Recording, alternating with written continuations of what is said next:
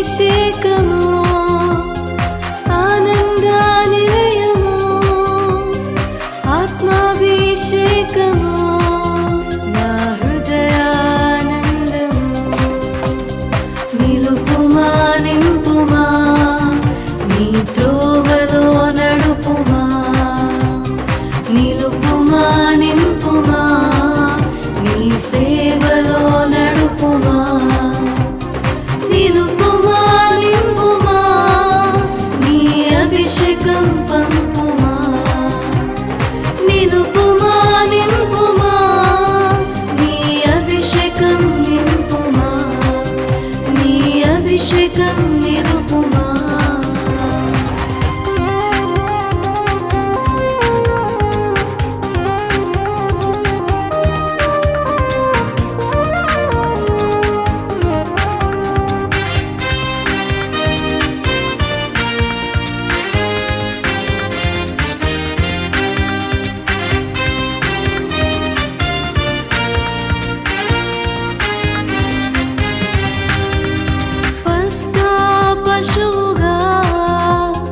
రక్తాభిషేకము రక్తవర్ణుడై ప్రేమాభిషేకము పగటి వేళలో మేఘాభిషేకము మేఘాసీనుడై మహిమాభిషేకము నిలుపుమా నింపుమా నీ త్రోవలో నడుపుమా నిలుపుమా నింపుమా నీ సేవలో నడుపుమా నిలుపుమా నింపుమా నీ అభిషేకం పంపుమా నిలుపుమా నింపుమా నీ అభిషేకం నింపుమా నీ అభిషేకం నిలుపుమా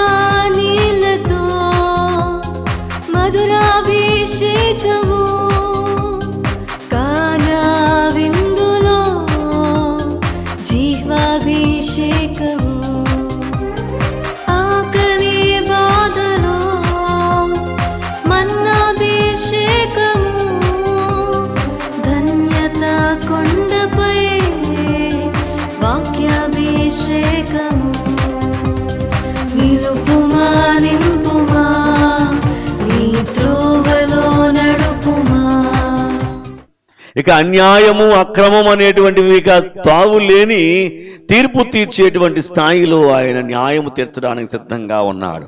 అనాది మొదలుకొని అంతము వరకు ఉన్నటువంటి వారి యొక్క ప్రతి వారి యొక్క తీర్పును ఆయన తీర్చడానికి సిద్ధంగా ఉన్నాడు. మీరు గమనించాలి, అనాది నుండి అంతము వరకు అనేటువంటి మాట. అనాది అనంటే ఆదికి ముందు కూడా ఉన్నటువంటి వారికి ఆయన తీర్పు తీర్చబోతున్నాడా అనంటే అవును, ఆదికి ముందు ఎవరున్నారు అనంటే సాతాను ఉన్నాడు. అందుకని అతని గురించి కూడా ఆయన తీర్పు తీర్చడానికి సిద్ధంగా ఉన్నాడు. చదువుకుందాం ఒక్కసారి యెషయా గ్రంథం 14వ అధ్యాయం 13వ వచనములో, వాడు కూడా తన సింహాసనం నేను ఆకాశమునకు ఎక్కిపోయేదను, నేను నక్షత్రములకు పైగా నా సింహాసనాన్ని హెచ్చించుకొందును. గమనించండి, దేవుని యొక్క సింహాసనము ఆకాశము భూమి పాదపీఠంగా ఉంటే సాతాను అనుకున్నాడు ఏమిటనంటే ఆకాశము కంటే ఇంకా పైకి, అంటే దేవుని కంటే పైగా నేను నా సింహాసనాన్ని వేసుకోవాలి. అనాదిలో ఉన్నటువంటి ఈ యొక్క దైవలోకములో సాతాను అనేటువంటి ఈ లూసిఫరే ప్రధాన దూతగా ఉంచబడి అతనికి ఒక సింహాసనము కూడా అక్కడ ఉంచబడింది. కానీ తనని ఏమనుకున్నాడు అంటే ఈ సింహాసనం కాదు, దేవుడు కూర్చున్నటువంటి ఈ సింహాసనము కంటే కూడా నేను ఇంకా పైకి వెళ్ళిపోయి హెచ్చించుకుందాము అని అనుకుంది. చదువుకుందాం. ఉత్తర దిక్కునున్న సభా పర్వతము మీద కూర్చుందును, మేఘ మండలం మీదకి ఎక్కేస్తాను. ఏంటండి? మహోన్నతునితో నేను సమానముగా చేసుకున్నాను. అంటే ఆయన సింహాసనం ఎలాగైతే ఉంచబడిందో, ఆయన సింహాసనం యొక్క ప్రత్యేకత ఎలా ఉంచబడిందో, అలాగే నా సింహాసనాన్ని కూడా నేను ఏం చేస్తానంటే అంతగా హెచ్చించుకొని సమానము చేసేసుకుంటాను. ఆకాశము నా సింహాసనము, భూమి నా పాదపీఠమని ఎలాగైతే ఆయన అన్నాడో, నేను కూడా అదే రీతిగా నా సింహాసనాన్ని హెచ్చించుకుంటాను. ఎవరితో సమానంగా? దేవునితో సమానముగా, మహోన్నతునితో సమానముగా నా సింహాసనాన్ని హెచ్చించుకుంటాను అనుకుంటుని కదా. ఎప్పుడైతే అలాగా అనుకున్నాడో, ఇంత ఆలోచనతో ఉన్నటువంటి ఈ సాతానును దేవుడు ఏం చేశాడు అనంటే పాతాళమునకును నరకములో ఒక మూలకును త్రోసివేసేటంత చిన్నగా చేసేసాడు. అర్థమైందా? ఎంత చిన్నగా చేశాడు, ఎంతగా హెచ్చించుకుందామనుకున్నాడు. దేవునితో సమానముగా, మహోన్నతునితో సమానముగా ఉండాలని, తన సింహాసనాన్ని హెచ్చించుకోవాలని చూచినప్పుడు దేవుడు చేసింది ఏమిటయ్యానంటే పాతాళములో, నరకములో ఒక మూల. అంటే నీ స్థాయి ఒక్కసారిగా పడిపోయింది, నీ సింహాసనము పోయింది. గనుక దేవుడే సాతాను సింహాసనాన్ని తీసివేసి నరకములో ఒక మూలను పెట్టేశాడు. అతను కూడా ఏమనుకున్నాడు ఆయనంటే, ఆయన సింహాసనాన్ని గురించి ఏం చెబుతున్నాడు?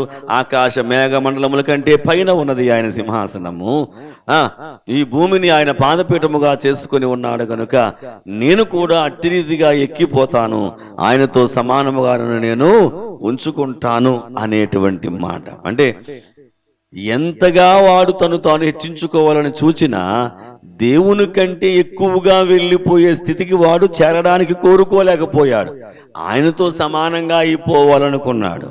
అందుకని ఆ ఆలోచన వాడికి ఉంది కనుకనే ఏదేను తోటలో ఉన్నటువంటి ఈ ఆదాము అవ్వల దగ్గరకు వచ్చి ఏమంటున్నాడు అనంటే, దినమున మీరు, చదువుకుందాం ఒక్కసారి, ఎక్కడ కూడా ఏ రీతిగా అయితే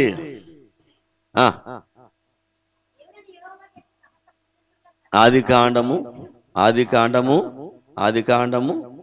3వ అధ్యాయము అది ఆ స్త్రీతో, ఇది నిజమా? ఈ తోట చెట్లలో చెప్పేనా అని అడిగెను. అందుకు స్త్రీ, సాతాను, ఈ దినమున మీరు చావనే చావరు, ఎలయనగా మీరు వాటిని దినమున మీ కన్నులు తెరవబడుననియు ఉందురనియు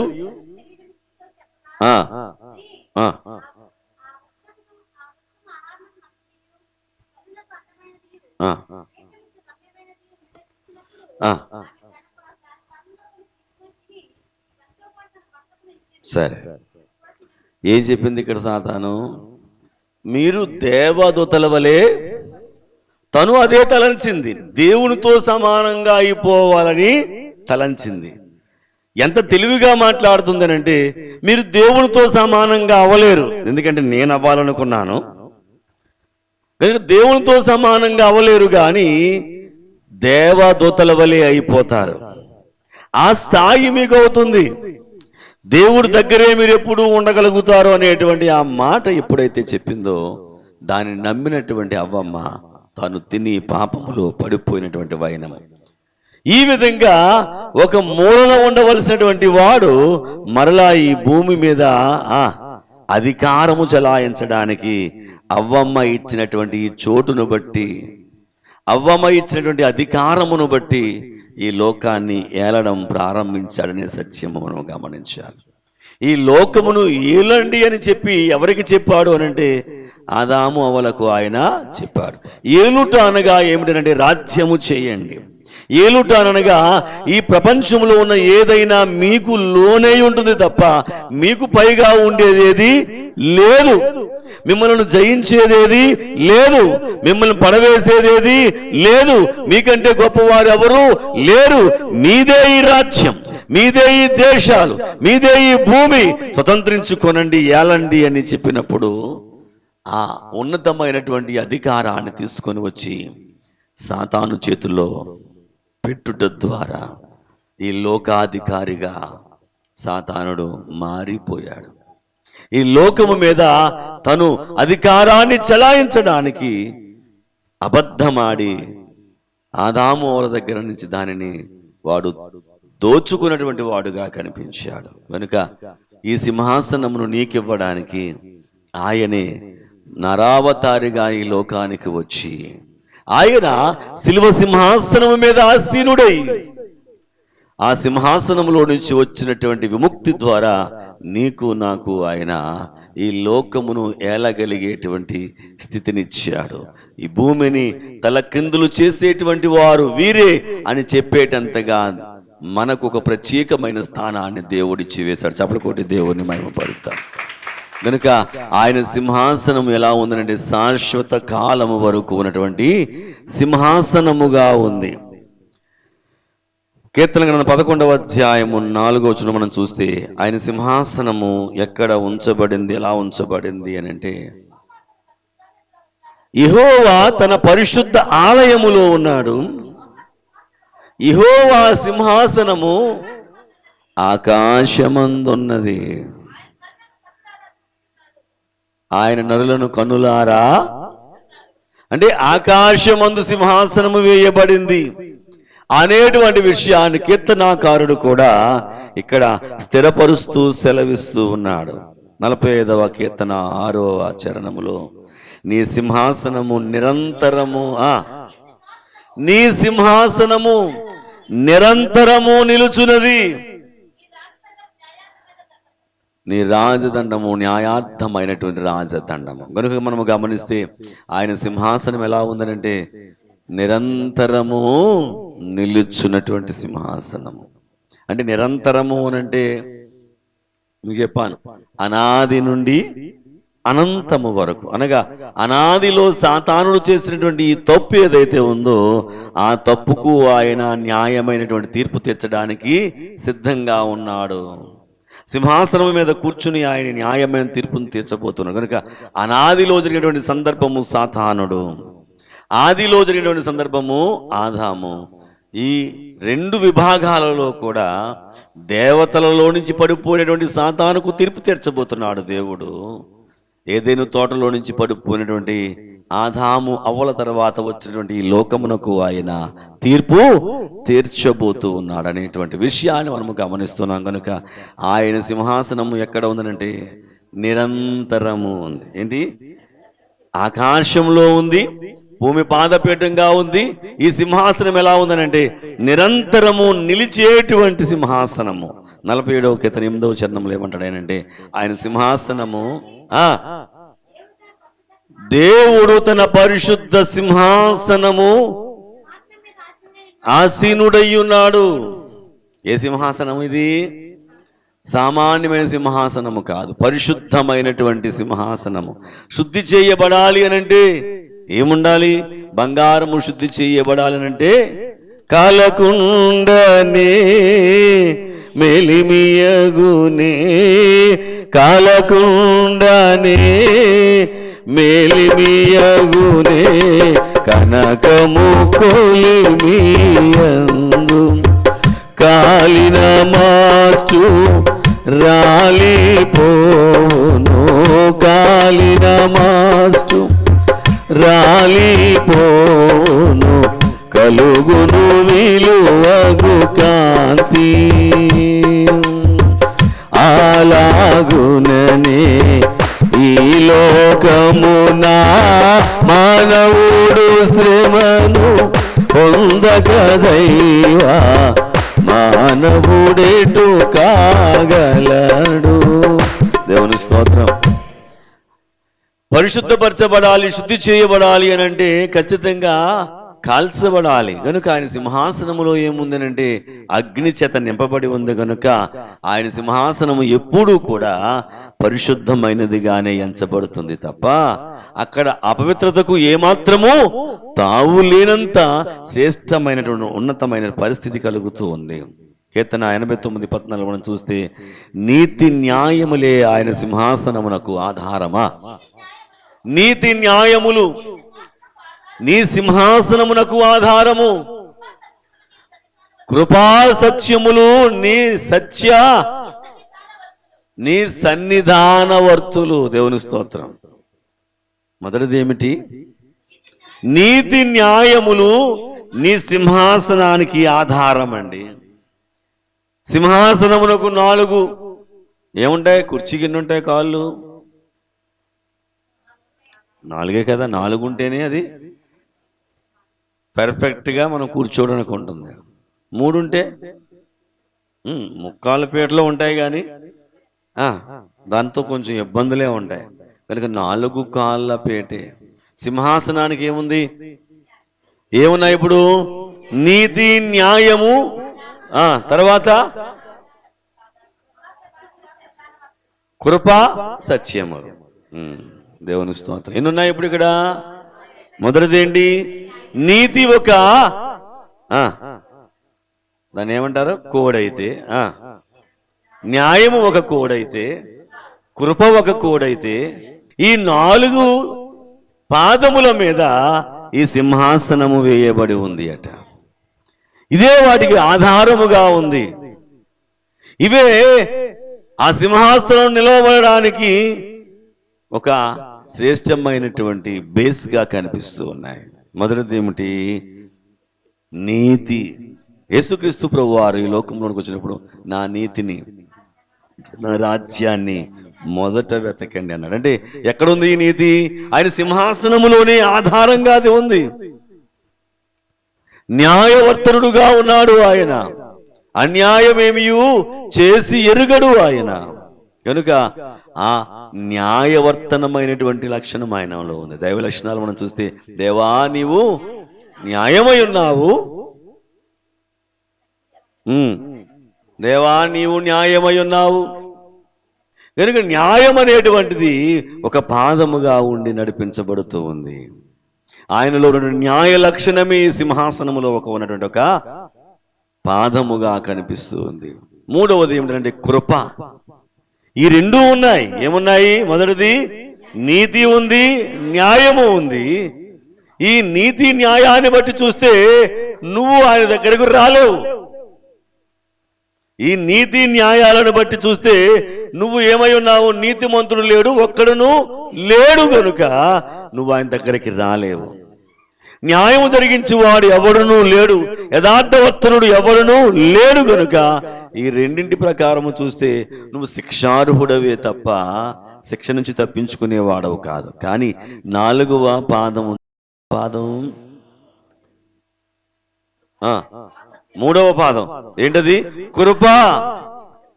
కృప అంటే ఏమిటి? అర్హత లేకపోయిన నీకు అర్హత కల్పించడమే కృప. ఏ అర్హత లేదు? నీ దగ్గర నీతి లేదు, న్యాయం లేదు, గనుక నీకు అర్హత లేదు. కానీ ఆయన ప్రేమను బట్టి కృపను నీకు ఆయన ఏమిచ్చాడయ్యానంటే వరముగా ఇచ్చేశాడు. గనుక నువ్వు అర్హుడుగా మార్చబడ్డావు. ఇక 4వ పాదం ఏమిటి అనంటే సత్యము అనేటువంటిది. సత్యమే. యేసుప్రభువు వారు ఏమన్నాడు? నేనే మార్గమును, నేనే సత్యమును. అంటే నిజము. నేనేం చెబితే అదే. నా దగ్గర అబద్ధమునకు తావు లేదు. నాలో పాపమున్నదని మీలో ఎవడు స్థాపించగలడు అన్నాడు. గనుక పాపమునకు తావు లేదు, అన్యాయమునకు తావు లేదు, అవినీతికి తావు లేదు, అక్రమమునకు తావు లేదు. కానీ వీటిని బట్టి చూస్తే నిన్ను ఆయన సింహాసనం దగ్గరకు రానిచ్చే అవకాశము లేదు. కానీ ఈ 3 కూడా కృప అనేటువంటి ఈ పాదము వాటిని ఏం చేస్తున్నాయనంటే తన ప్రేమ చేత కప్పి సింహాసనము దగ్గరకు నిన్ను నడిపిస్తూ ఉంది. చప్పట్లు కొట్టి దేవుని మహిమపడదాం. హల్లెలూయా. కీర్తన 102వ కీర్తన 12వ చరణంలో యెహోవా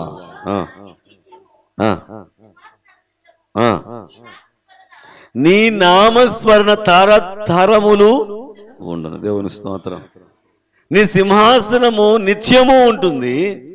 నీ నామస్మరణ ఇక ఎప్పటికీ ఉండేదే. సింహాసనం మీద ఆయన కూర్చున్నప్పుడు చుట్టూ ఉన్నటువంటి దూతలు పాడేటువంటి పాట ఏ పాటది? సైన్యములకు అధిపతియగు యెహోవా పరిశుద్ధుడు పరిశుద్ధుడు పరిశుద్ధుడు, సర్వలోకము ఆయన మహిమతో నిండియున్నది. సైన్యములకు అధిపతియగు యెహోవా పరిశుద్ధుడు పరిశుద్ధుడు పరిశుద్ధుడు, సర్వలోకము ఆయన మహిమతో నిండియున్నది. సర్వలోకము ఆయన మహిమతో నిండియున్నది. ఇదే కదా నిత్యము పాడేటువంటి పాట. నిత్యము నీ నామస్మరణతో తరతరములకు ఆ ప్రదేశమంతా నింపబడుతూ ఉంది. అట్టి శ్రేష్టమైనటువంటి స్థానమునకు దేవుడు తన సింహాసనాన్ని స్థిరపరచుకున్నాడు అనేటువంటి మాట. ఇది ఎప్పటికీ నిలిచి ఉండేటువంటి నిత్యము ఉండేటువంటి సింహాసనము. కీర్తన 103:19 మనం చూస్తే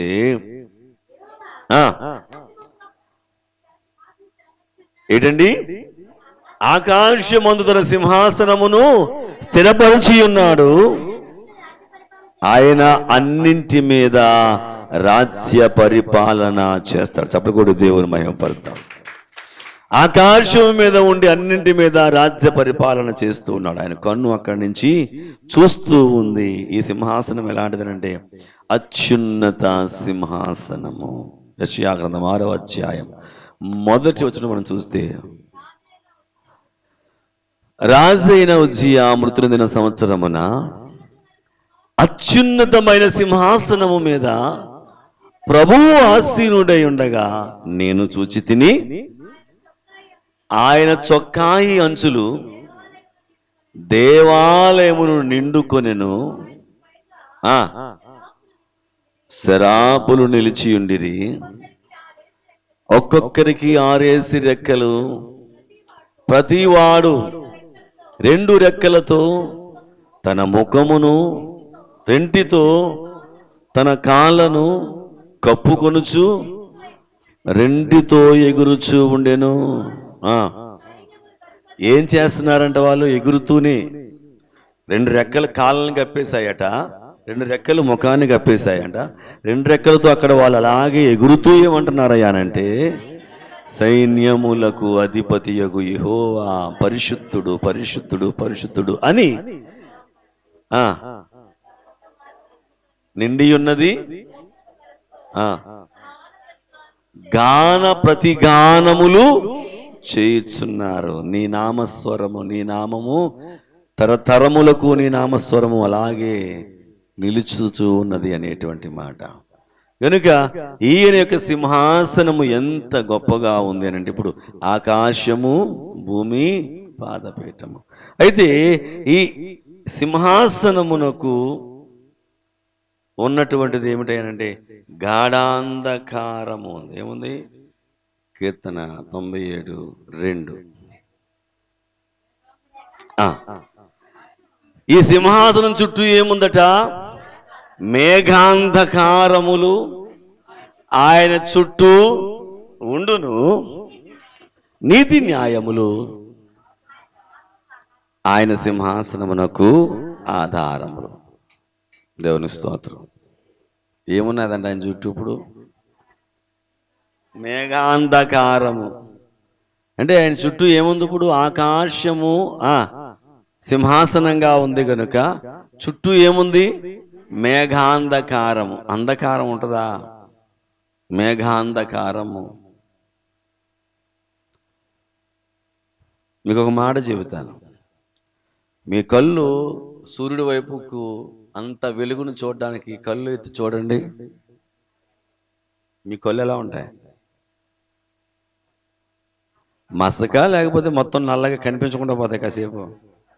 కాసేపు ఏమవుతుంది, నల్లగా ఏమవుతుందో తెలియదు. కనుక చూచేటువంటి వారికి ఆయన ప్రకాశత చూస్తూ ఉన్నప్పుడు చుట్టూ ఉన్న పరిస్థితి ఎలా కనిపిస్తుంది అంటే మన కళ్ళు ఒక్కసారిగా కనిపించకుండా పోతాయి. కనుక చుట్టూ ఉన్నది గాఢాంధకారము, మేఘాంధకారము కాదు. మనము చూసినప్పుడు మన కళ్ళు దానికి ఏమవుతాయనంటే రిఫ్లెక్ట్ అయ్యి మనకు అలా కనిపిస్తూ ఉంది. కనుక ఆయన సింహాసనం ఎలా ఉంది? అగ్ని జ్వాలల వలె ఉంది, నీలమయము వంటిదిగా ఉంచబడింది, అత్యున్నతమైన సింహాసనముగా ఉంది, నిరంతరము ఉండేటువంటి సింహాసనము. ఆయన నీతి న్యాయములు ఆధారముగా సింహాసనము ఉంది, కృపా సత్యములు దానికి ఆధారములుగా ఉంచబడ్డాయి. ఇంత శ్రేష్టమైనటువంటి ఆ సింహాసనము యేసుక్రీస్తు ప్రభువారు భూలోకంలోకి వచ్చినప్పుడు కూడా ఆ సింహాసనం గురించి చాలా విషయాలు చెప్పారు. ఇంచుమించుగా 7 విషయాలు మనకి ఆయన చెప్పినటువంటి విషయాలు. ఆయనే ఈ సింహాసనం మీద ఆసీనుడు కాబోతున్నాడు అనేటువంటి మాట. ఇది పాత నిబంధన వరకు ఉన్నటువంటి కొన్ని కొటేషన్స్ మాత్రం మీకు చూపించాను. సింహాసనము శ్రేష్టమైనటువంటి మహోన్నతమైనటువంటి స్థితిని కలిగి ఉంది. ఆయన సింహాసనం దగ్గరకు మనం వెళ్ళాలి. కొత్త నిబంధనలో ఆయన సింహాసనాలు ఏమిటో, ఆయన సింహాసనాల గురించి ఏమి చెప్పాడో, మనము ఆయన కృపాసింహాసనము దగ్గరకు, ఆయన కృపాసనము దగ్గరకు మనము చేరాల్సినటువంటి పరిస్థితి ఏమిటో వచ్చే వారం సవివరంగా తెలుసుకుందాము. దేవుడి వాక్యమును దీవించును గాక. మహోన్నతుడా నీకు వందనాలు. మాతో మాట్లాడిన తండ్రి, రావాల్సిన దీవెనాశీర్వాదములు మా ఎల్లరికీ నుంచి నడిపించమని, కృపతో ఫలపరచుమని, వాక్యము ద్వారా తృప్తిపరిచిన యేసుక్రీస్తు వారి శ్రేష్ఠనామములో, సింహాసనాశ్రుని యేసు వారి శ్రేష్ఠనామములో అడిగి వేడుకొనుచున్నాను పరమ తండ్రి. ఆమేన్.